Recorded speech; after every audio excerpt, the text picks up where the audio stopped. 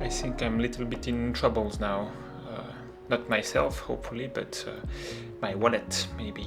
I've been sent this 50mm manual lens, and this one wouldn't be any burden to any wallet because it's so cheap, but I found myself liking this focal length so much that I might want to get in the market for a 50mm autofocus lens. So it's not any of your Sony or DJI kind of super famous brand, but I've been sent this lens by TTArtisan for free, and it's really a first milestone for my YouTube channel because it's the first product I ever received for some sort of review. But I haven't been forced to do anything. They were really just worried about me receiving the lens.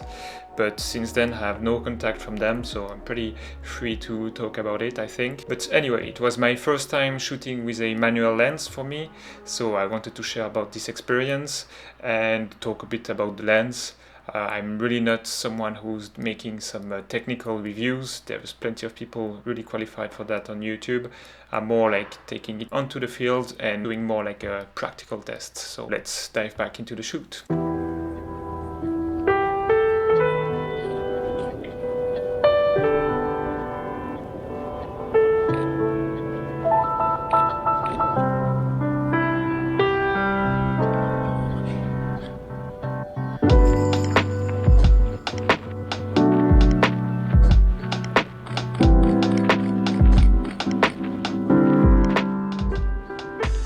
Wait a little bit longer so that someone is coming right in the spot of light here.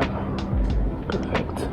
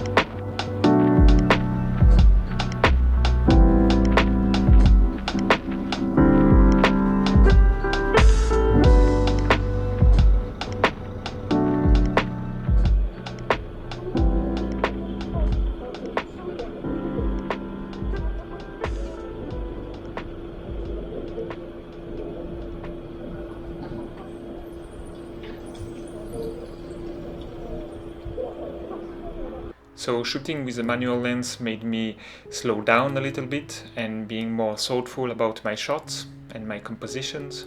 Sometimes it was obviously hard to nail the focus, but I really like to be more intentional and more in control of my focus, despite the really good autofocus from Sony cameras. For videos also, it's really good to be in full control with your focus.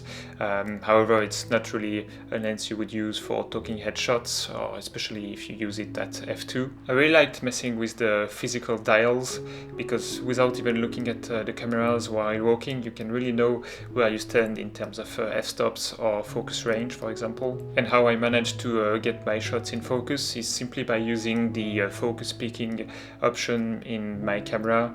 But sometimes it was a bit hard because you have to get used to it. Sometimes it looks like in focus, you take the shot, and it's not.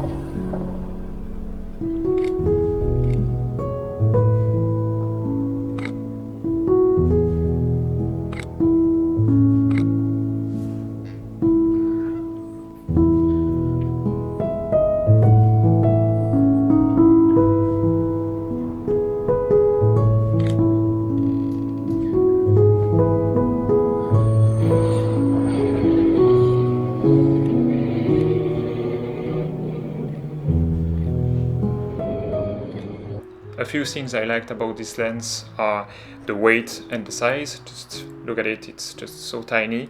But I was also surprised with the build quality and really pleased with the image quality too. And just like my thumbnail says, I probably took one of my favorite street shots of the year using this lens. But obviously it has some flaws, just like the overall sharpness at f2, some quite heavy vignetting at lower apertures, and some chromatic aberration too. And it doesn't have any correction profile in Lightroom to correct the distortion and vignetting. But come on, I think it really delivers a lot at this price point. It's like 70 bucks.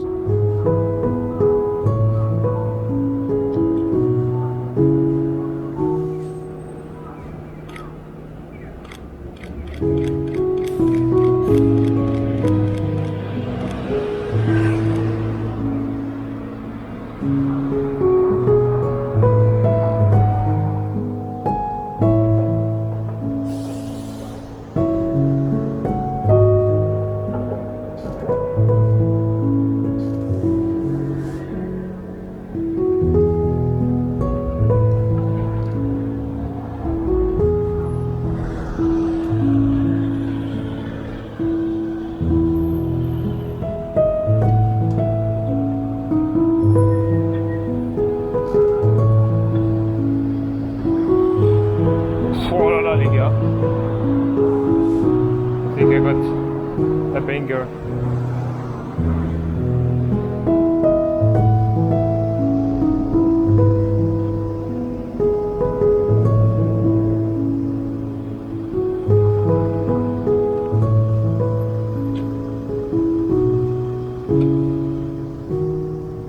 So for some reasons I have a 35 and a 85mm prime lens, but I don't own any 50mm prime lens. And it happened so many times that I was just walking in the street, finding a good composition in my head, and then putting my eye in the viewfinder, and it looks exactly how I visualized it before. I really like this natural feel we can get from a 50mm.